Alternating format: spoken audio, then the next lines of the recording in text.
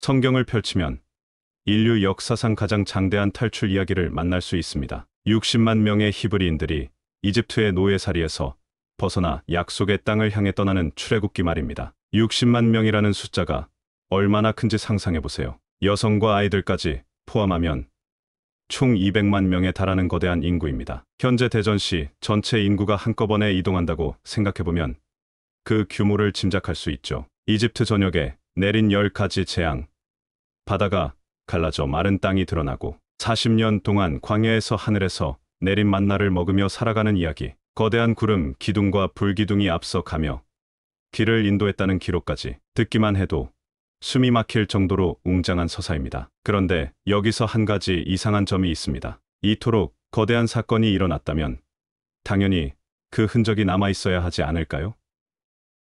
특히 고대 이집트는 세계에서 가장 기록을 철저하게 남긴 문명 중 하나였습니다. 파라오의 일상부터 세금 징수 내역까지, 심지어 개인의 편지까지도 파피루스에 꼼꼼히 기록했던 사람들이었죠. 하지만 놀랍게도 고대 이집트의 어떤 기록에서도 이 대탈출에 대한 언급을 찾을 수 없습니다. 파피루스에도, 신전 벽화에도, 왕의 연대기에도 60만 명이 한꺼번에 사라진 사건은 단 한 줄도 기록되지 않았습니다. 더 이상하게도 출애굽이 일어났다고 여겨지는 기원전 13세기경 이집트는 오히려 전성기를 구가하고 있었습니다. 람세스 2세 시대의 화려한 건축물들과 정복 기록들만 가득할 뿐입니다. 역사상 가장 극적인 해방이었다면 분명히 기록되었을 텐데 정작 그 무대였던 이집트는 완전한 침묵을 지키고 있습니다. 성경의 기록과 고고학적 증거 사이에는 묘한 공백이 존재합니다. 과연 출애굽은 실제로 일어난 역사적 사건일까요? 아니면 다른 의미를 담은 이야기일까요? 그렇다면 이집트는 정말 아무것도 기록하지 않았을까요?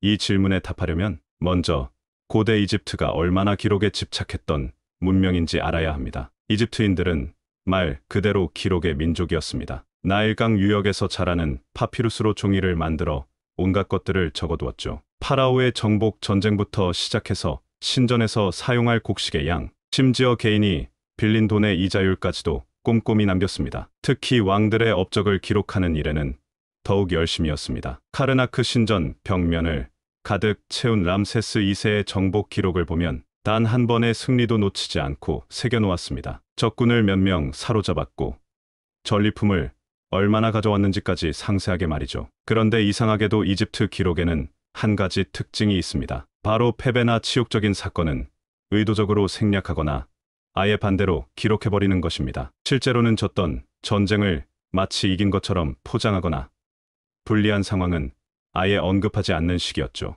예를 들어 기원전 14세기 아마르나 시대의 혼란이나 여러 왕조, 교체기의 내전 같은 사건들도 공식 기록에서는 찾아보기 어렵습니다. 이집트 왕들에게 왕권의 위엄을 손상시킬 수 있는 일은 애초에 역사에 남길 가치가 없는 것이었습니다. 만약 출애굽이 실제로 일어났다면 이집트 입장에서는 어떤 사건이었을까요?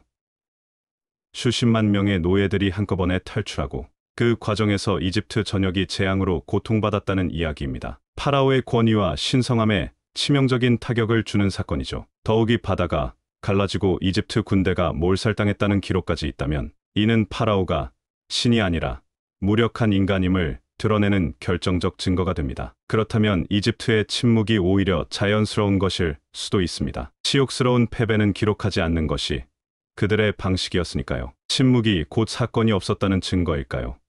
아니면 너무나 치욕스러워서 지워버린 흔적일까요? 그렇다면 문서 기록 대신 땅 속에서 답을 찾을 수 있을까요? 지난 100년 동안 수많은 고고학자들이 출애굽의 흔적을 찾아 중동 곳곳을 파헤쳐왔습니다. 가장 먼저 찾아야 할 것은 시내산의 위치입니다. 모세가 십계명을 받았다는 그 산 말이죠. 하지만 놀랍게도 시내산이 정확히 어디인지 아직도 확실하지 않습니다. 이집트 남부의 시내반도에 있다는 전통적인 견해부터 시작해서 사우디아라비아 북서부, 심지어 요단강 동쪽까지 다양한 가설이 제시되고 있습니다. 출애굽의 경로 역시 마찬가지입니다. 성경에는 홍해를 건넸다고 기록되어 있지만 히브리어 원문에서는 얌수프, 즉 갈대바다라고 되어 있습니다. 이것이 지금의 홍해인지 아니면 이집트 북동쪽의 작은 호수들 중 하나인지도 학자들마다 의견이 다릅니다. 더 큰 문제는 40년 동안 광야에서 생활했다는 흔적을 찾기 어렵다는 점입니다.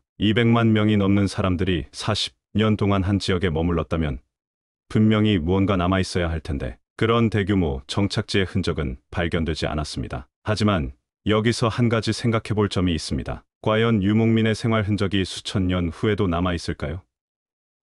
이스라엘 백성들은 광야에서 텐트를 치고 살았습니다. 돌로 집을 짓거나 도시를 건설한 것이 아니라 천막을 치고 이동하며 살았던 거죠. 텐트 생활의 특징은 흔적을 거의 남기지 않는다는 것입니다. 천 조각과 나무 기둥으로 만든 임시 거처는 시간이 지나면 자연스럽게 분해됩니다. 사막의 모래바람과 비바람을 맞으면 몇십 년도 지나지 않아 흔적도 없이 사라져버리죠. 게다가 그들이 사용했던 그릇이나 도구들도 대부분 나무나 가죽으로 만들어진 것들이었을 겁니다. 도자기처럼 오래 보존되는 재료가 아니었던 거죠. 설령 뼈나 금속 조각이 남아있다 해도 광활한 사막에서 그것을 찾아내는 것은 모래사장에서 바늘 찾기와 같습니다. 실제로 현재 중동 지역의 베두인족들이 수백 년 동안 사막을 누비며 살아왔지만 그들의 옛 거주지를 정확히 찾아내는 것은 거의 불가능합니다. 유목민의 삶은 본질적으로 흔적을 남기지 않는 생활 방식이니까요. 그렇다면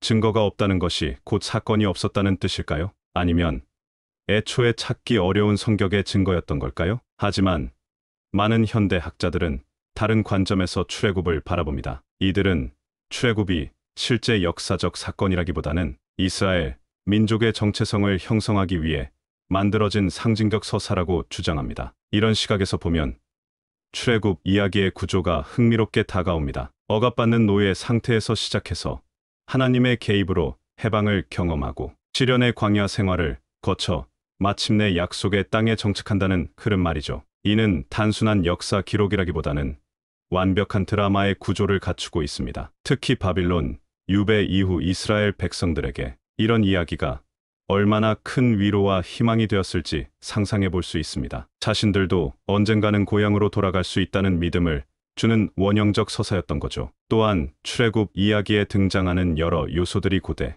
근동 지역의 다른 민족들의 전설과 유사한 점들도 지적됩니다. 강이나 바다를 가르는 기적, 하늘에서 내리는 음식, 신이 직접 인도하는 여행 등은 메소포타미아나 이집트의 다른 신화들에서도 찾아볼 수 있는 모티프들입니다. 이런 관점에서는 출애굽 이야기가 여러 전승과 기억들이 하나로 엮어진 종합작품이라고 봅니다. 작은 규모의 실제 탈출 사건들이 있었을 수도 있고 이집트에서 온 이주민들의 기억이 포함되었을 수도 있지만 그것이 지금의 출애굽기와 같은 거대한 서사로 발전한 것은 후대의 편집 과정에서 일어난 일이라는 것입니다. 하지만 여기서 주목할 점이 있습니다. 완전한 허구라고 하기에는 출애굽 이야기에 담긴 고고학적 세부 사항들이 너무나 정확합니다. 이집트의 지명들, 건축 양식, 사회 제도 등이 실제 고대 이집트의 모습과 놀라울 정도로 일치하거든요. 예를 들어 이스라엘 백성들이 만들었다는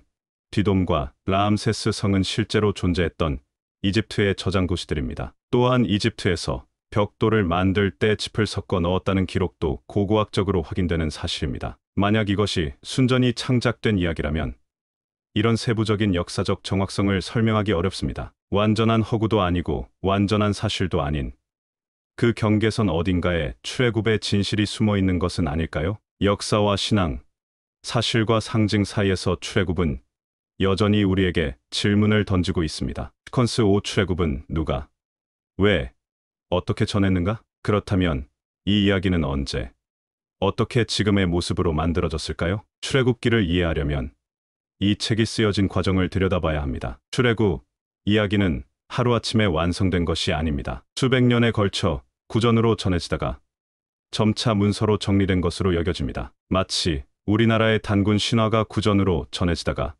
삼국유사에 기록된 것처럼 말이죠. 가장 오래된 형태의 출애굽 전승은 아마도 매우 단순했을 것입니다. 이집트에서 탈출해 가나안에 정착했다는 기본적인 골격 정도였겠죠. 그런데 이 이야기가 세대를 거쳐 전해지면서 점점 더 풍성해지고 극적으로 발전했습니다. 특히 바빌론 유배 시기에 이 이야기는 특별한 의미를 갖게 됩니다. 고향을 잃고 타국에서 살아가던 이스라엘 백성들에게 출애굽은 단순한 옛 이야기가 아니었습니다. 자신들도 언젠가는 하나님의 도우심으로 고향으로 돌아갈 수 있다는 희망의 원형이었던 거죠. 이 시기에 출애굽 이야기는 더욱 체계적으로 정리되고 신학적 의미가 강화됩니다. 단순한 역사 기록이 아니라 하나님이 어떤 분인지, 이스라엘이 어떤 민족인지를 보여주는 신앙 고백서의 성격을 갖게 된 것입니다. 실제로 출애굽기를 자세히 읽어보면 역사책이라기보다는 신학 교과서에 가깝다는 느낌을 받습니다. 사건의 정확한 연대나 지리적 정보보다는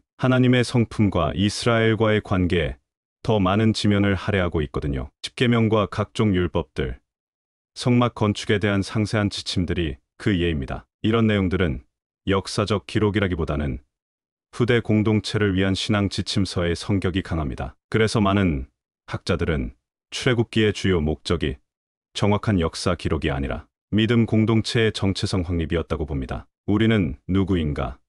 우리의 하나님은 어떤 분인가? 우리는 어떻게 살아야 하는가에 대한 답을 제시하는 것이 더 중요했던 거죠. 이런 관점에서 보면 출애굽이 정확히 언제 몇 명이 어떤 경로로 이집트를 떠났는지는 사실 그리 중요하지 않을 수도 있습니다. 중요한 것은 하나님이 억압받는 백성을 해방시키시고 약속을 지키시는 분이라는 메시지니까요. 하지만 이것이 출애굽을 단순한 허구로 만드는 것은 아닙니다. 오히려 역사적 사실보다 더 깊은 차원의 진실을 담고 있을 수 있거든요. 마치 우리가 아름다운 시를 읽을 때 문자 그대로의 사실성보다는 그 안에 담긴 감동과 의미를 더 소중히 여기는 것처럼 말입니다. 그렇다면 출애굽의 역사성에 대한 의문은 믿음의 위협이 될까요? 많은 사람들이 이런 질문 앞에서 불안해합니다. 마치 출애굽이 사실이 아니라면 믿음 전체가 무너질 것처럼 느끼기도 하죠. 하지만 흥미롭게도 믿음과 의심은 서로 대립하는 관계가 아닐 수도 있습니다. 오히려 진짜 믿음은 질문을 두려워하지 않거든요. 의문이 생겼을 때 그것을 숨기거나 억압하는 대신 정면으로 마주하는 것이 더 건강한 신앙의 모습일 수 있습니다. 실제로 성경 속 인물들도 끊임없이 질문했습니다. 아브라함은 하나님께 소돔과 고모라의 심판에 대해 따져 물었고, 모세는 자신의 사명에 대해 의구심을 표했으며, 다윗은 시편에서 하나님이 왜 침묵하시는지 절규했습니다. 심지어 예수님도 십자가에서 하나님이 자신을 버리셨느냐고 외치셨죠. 이들의 질문이 불신앙의 표현이었을까요? 오히려 그 반대입니다. 진정으로 하나님과 관계하고 있기 때문에 질문할 수 있었던 것이죠. 무관심한 사람은 질문하지 않습니다. 관심이 있고 관계가 있기 때문에 의문이 생기고 답을 구하게 되는 거예요. 출애굽의 역사성에 대한 논쟁도 마찬가지입니다. 이런 질문들이 생기는 것은 오히려 이 이야기가 여전히 사람들에게 중요하기 때문입니다. 만약 아무도 관심 갖지 않는 이야기라면 누가 굳이 사실인지 아닌지 따져보겠어요? 더 나아가 이런 질문들은 믿음을 더욱 성숙하게 만들 수 있습니다. 맹목적으로 받아들이던 것들을 다시 한번 깊이 생각해보게 되거든요. 그 과정에서 믿음의 본질이 무엇인지, 정말 중요한 것이 무엇인지를 발견하게 됩니다. 예를 들어 출애굽이 문자 그대로 일어난 사건이 아니라 하더라도 그 이야기가 전하는 메시지는 여전히 강력합니다. 억압에서 해방으로, 절망에서 희망으로, 방황에서 정착으로 이어지는 여정의 의미 말이죠. 실제로 많은 사람들이 자신의 삶에서 출애굽과 같은 경험을 합니다. 어떤 중독에서 벗어나거나 힘든 관계에서 탈출하거나 절망적인 상황을 극복하는 과정에서 출애굽의 의미를 발견하게 되죠. 그런 의미에서 출애굽은 과거에 한 번 일어났을지도 모르는 사건이 아니라 지금도 계속 일어나고 있는 현재 진행형의 이야기일 수 있습니다. 역사적 사실성보다 더 깊은 차원의 진실이 담겨 있는 거죠. 결국 믿음은 모든 질문에 대한 완벽한 답을 갖는 것이 아니라 질문과 함께 살아가는 용기일지도 모릅니다. 의심 없는 믿음보다는 의심을 품고서도 여전히 믿어가는 믿음이 더 진짜일 수 있거든요. 그렇다면 수천 년 전의 이 이야기가 오늘을 살아가는 우리에게는 어떤 의미일까요? 출애굽은 단순히 박물관에 전시된 고대 유물이 아닙니다. 여전히 살아 쉬며 현재의 이야기를 들려주고 있거든요. 우리 각자의 삶을 돌아보면 저마다의 이집트가 있습니다. 어떤 사람에게는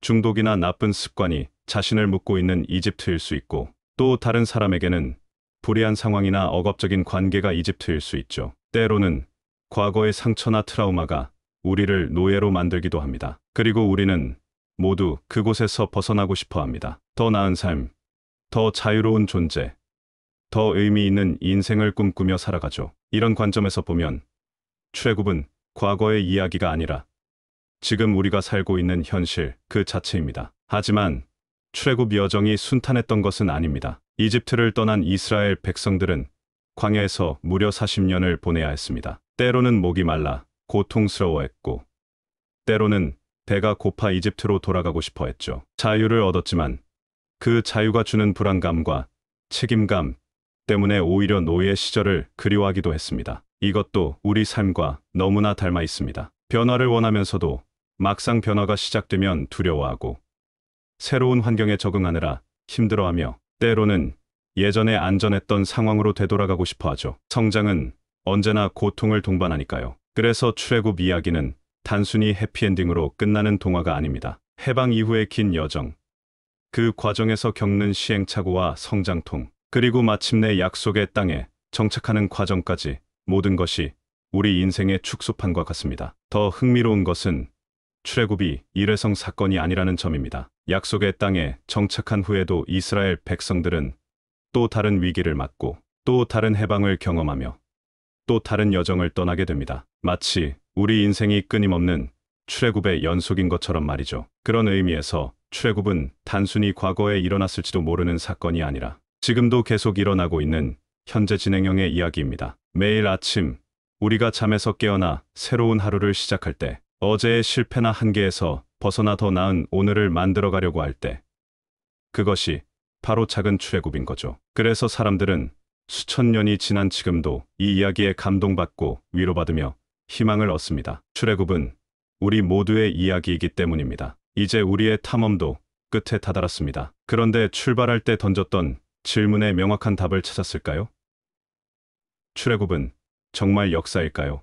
아니면 상징일까요? 아마도 이 질문에는 흑백 논리로 나눌 수 있는 단순한 답이 없을지도 모릅니다. 역사와 신화 사이, 사실과 상징 사이, 과거와 현재 사이에서 출애굽은 여전히 우리에게 말을 걸어오고 있거든요. 고고학자들은 앞으로도 계속 발굴을 이어갈 것이고, 역사학자들은 새로운 해석을 제시할 것이며, 신학자들은 더 깊은 의미를 찾아갈 것입니다. 그 과정에서 우리가 출애굽에 대해 아는 것들이 조금씩 바뀔 수도 있죠. 하지만 한 가지 변하지 않는 것이 있습니다. 수천 년 전 어느 날 누군가가 자유를 향해 첫 발걸음을 내디뎠다는 것입니다. 그것이 60만 명의 대장정이었든, 몇십 명의 작은 탈출이었든, 아니면 한 사람의 용기 있는 결단이었든 말이죠. 그날 모래 위에 새겨진 발자국들은 바람에 날려 사라졌을지도 모릅니다. 하지만 그 발걸음이 담고 있던 꿈과 희망, 자유에 대한 갈망은 사라지지 않았습니다. 오히려 시간이 지날수록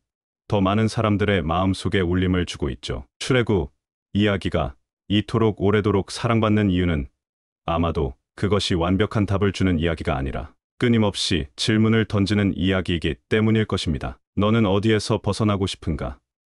너는 어디로 가고 싶은가? 너는 무엇을 위해 걸어갈 것인가 하고 말이죠. 어쩌면 출애굽의 진짜 증거는 고대 유적지나 파피루스, 문서에 있는 것이 아닐지도 모릅니다. 지금 이 순간에도 자신만의 이집트에서 벗어나려고 애쓰는 사람들, 더 나은 내일을 꿈꾸며 한 걸음 한 걸음 걸어가는 사람들, 그 사람들의 마음속에 출애굽의 진짜 증거가 살아 숨쉬고 있는 건 아닐까요? 수천 년 전 그날, 무수한 발자국이 모래 위에 새겨졌고 바람이 그것을 지웠습니다. 하지만 그들은 진짜로 걸었다고 누군가는 여전히 믿고 있습니다. 그리고 그 믿음은 오늘도 새로운 발걸음을 만들어내고 있죠. 출애굽은 끝나지 않은 이야기입니다. 그 다음 장은 바로 우리가 써나가는 것이니까요.